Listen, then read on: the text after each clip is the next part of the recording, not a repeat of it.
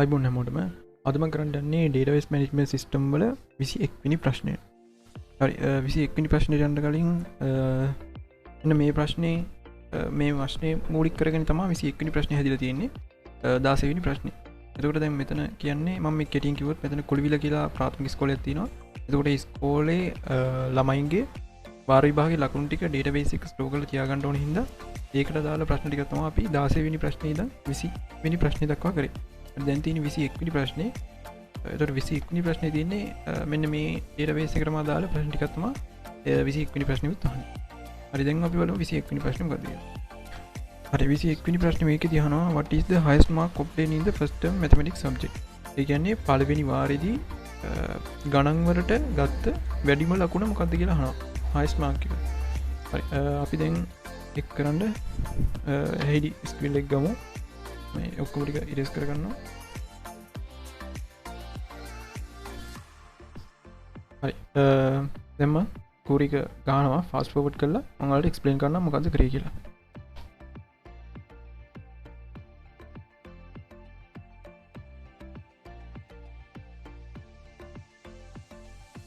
හරි මේ විදිහට මම කෝරික ගහගත්තා. කෝරික ගහලා ඉවරලා මෙතන ඔයාලට පේනවා select max එක ගන්න කියනවා. ඒ කියන්නේ වැඩිම ලකුණ max කියලා ෆන්ක්ෂන් එකක් තියෙනවා. ඒකෙදි ගන්න අපි වැඩිම ලකුණ.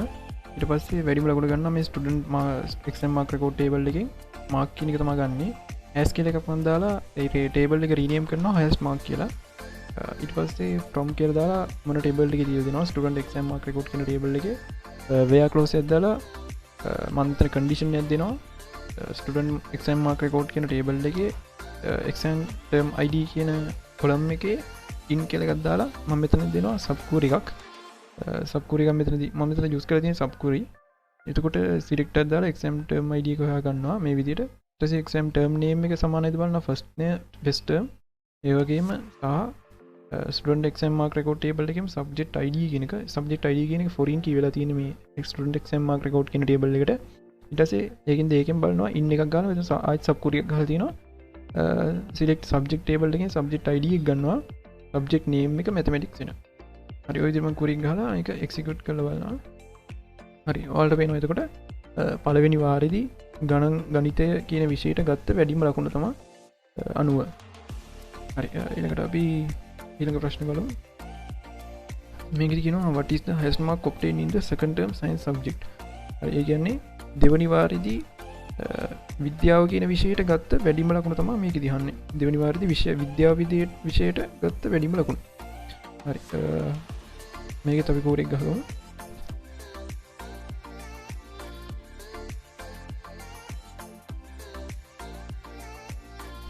හරි මෙන්න මේ විදිහට මම කෝඩ් එක ගහගත්තා. ඒතර මෙතනදී අර වගේමයි select max කියන ෆන්ක්ෂන් එක දාලා student exam mark record table එකේ mark එක ගන්නවා. as කියලා දාලා as mark කියලා මෙතන rename කරලා දිනවා. ඊට පස්සේ from එකක් දාලා මේ table එකෙන් ඊට පස්සේ where close එකක් දාලා මෙතන condition එකක් දීලා ඒ වගේම බලනවා මෙතන sub query තමයි මේකටත් use කරලා තියෙන්නේ. මෙතන where close එකක් දාලා term name එක second term දීලා බලනවා. ඒ වගේම සහ subject name එක science කියන කෙනාගේ science කියන තමයි ගන්නෙ. එතකොට second term වෙන්නත් ඕනේ science subject එක වෙන්නත් ඕනේ. මේ දෙකම තියෙන කෙනාගේ වැඩිම ලකුණ තමයි අහන්නේ. මේක execute කරලා බලුවොත් 95 එනවා. හරි අපි දැන් ඊළඟ ප්‍රශ්න බලමු.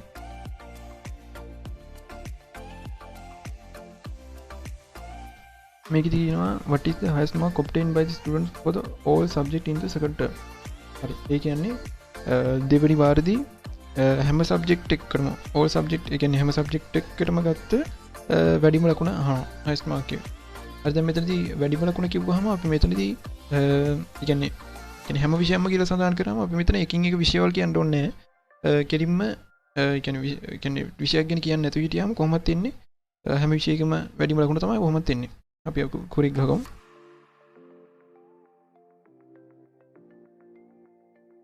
හරි ඔය විදිහට මම කුරික් ගහගත්තා.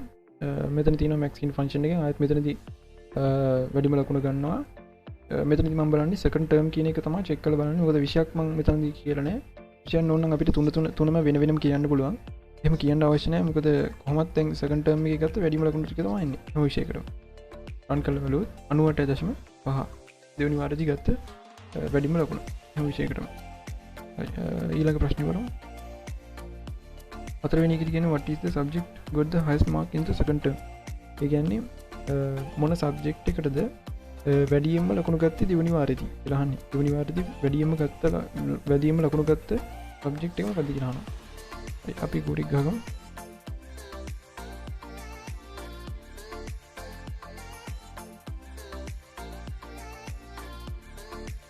හරි මේ විදිහටම ගුරි ගහගත්තා. ඊට වෙනවා select subject එක තමයි subject name එක තමයි හොයාගන්න ඕනේ. ඒකින්ද අපි මෙතන select එකේ subject table එකේ subject name එක ගන්නවා. from subject table එක where clause එක දාලා check කරගන්නවා subject id එක check කරගන්නවා. in එකක් දාලා මෙතන දාලා use කරලා තියෙන්නේ sub query. ඊට පස්සේ මෙතනදී බලනවා select කරගන්නවා mark එක ගන්න මෙන්න මේ sub query එකකින්. එතකොට මෙතන select max එකක් ගන්නවා. ඒ කියන්නේ mark වල max එක තමයි ගන්නෙ. ඒ කියන්නේ වැඩිම ලකුණු තමයි මෙතනදී ගන්නෙ. ඊට පස්සේ මෙතනදී ආයෙ where clause එක දාලා බලනවා exam term එකේ id එක මෙතනදී ගන්නෙ. ඒකට මෙතන sub query එක ගහලා බලලා තියෙනවා term එක second term ද කියලා. හරි. එතකොට second term එකේදී වැඩිම ලකුණු ගත්ත subject එක තමයි මෙතනදී ගන්නෙ. හරි. run කරලා බලුවොත් ඔයාලට වෙනවා සිංහල language and literature කියන එක තමයි දෙවෙනි වාරයේදී වැඩිම ලකුණු ගන්න තියෙන subject එක. හරි. අපි ඊළඟ ප්‍රශ්නෙට යමු. එතනදී කියනවා find the details of the student who got the highest mark in the second term. හරි. ඒ කියන්නේ දෙවෙනි වාරයේදී වැඩියෙන්ම ලකුණු highest mark එක ගත්ත කෙනාගේ ගත්ත ස්ටුඩන්ට් ගේ details ටික ඔක්කොම ගන්න කියලා කියනවා. ඒ කියන්නේ details ටික ගන්න කියනවා දෙවෙනි වාරයේදී වැඩියෙන්ම ලකුණු ගත්ත ළමයාගේ. හරි අපි ගහගමු.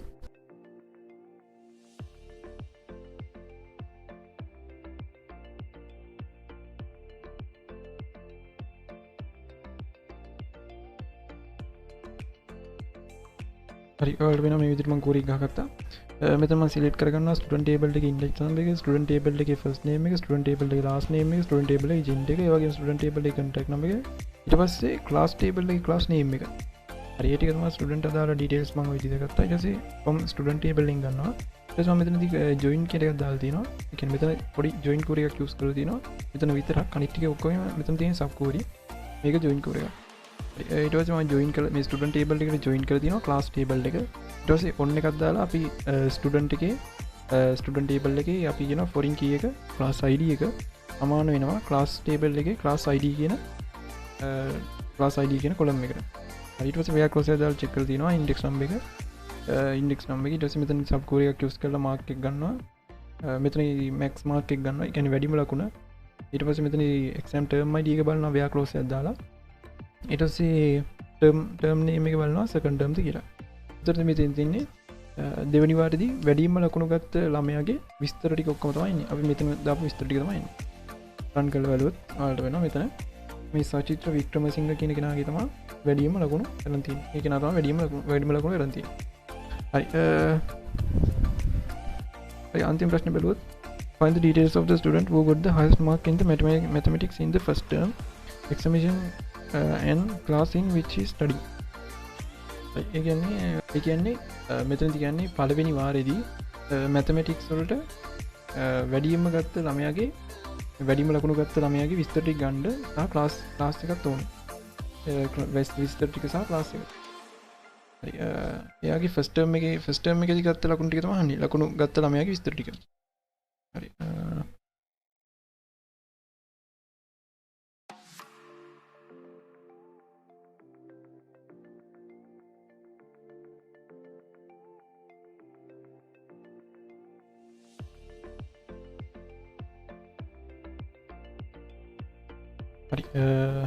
මෙන්න මේ විදිහට මම query ටික ගහගත්තා. query එක මෙතන තාරික වගේම student table එකේ index number එක student table එකේ මේ ටික මේ විදිහටම student table එකකින් එන data ටික මම මේ විදිහට ගන්න අන්තිමට class table එකෙන් එන එක මේ විදිහට ගත්තා. අරන් ඉවරලා මෙතන පොඩි join query එකක් use කරා මේ දෙක join කරගන්න. ඒ කියන්නේ student table එක සහ class table එක join කරන්න මම join query එක යොදාගත්තා. අනිත් ටික ඔක්කොම sub query එකෙන් ගැහුවේ. ඊට පස්සේ mark එක ගන්නවා. mark එකේ වැඩිම ලකුණු ටික මෙතනින් ගන්නවා max කියන function එකේ. ඊට පස්සේ මෙතන first term ද කියලා check කරගන්නවා. first term එකේ කියලා check කරගන්නවා where clause එකේ. ඊට පස්සේ මෙතන check කරගන්නවා mathematics ද කියලා. හරි ඒතකොට මේ query එකෙන් එන්න ඕනේ පළවෙනි වාරයේදී mathematics වලට වැඩියෙන්ම ලකුණු ගත්ත ළමයාගේ විස්තර ටික ඔක්කොම තමයි එන්න ඕනේ. මෙන්න මේ විස්තර ටික. යෝගම ක්ලාස් තින්ටන යෝග ක්ලාස් නම වල්ඩ වෙන මේ අමන්දා මොසෙස් කෙනගෙනගේ තමා වැඩිමලකුට ඇඩන් තියන්නේ පලවෙනි වාරදි මෙත්සලට හරි හරිනම් ඕක තමා අද වීඩිය එක අපි නම් 22 වෙනි ප්‍රශ්නයෙන් අයත්තමමු. එහෙනම් ස්තුතියි.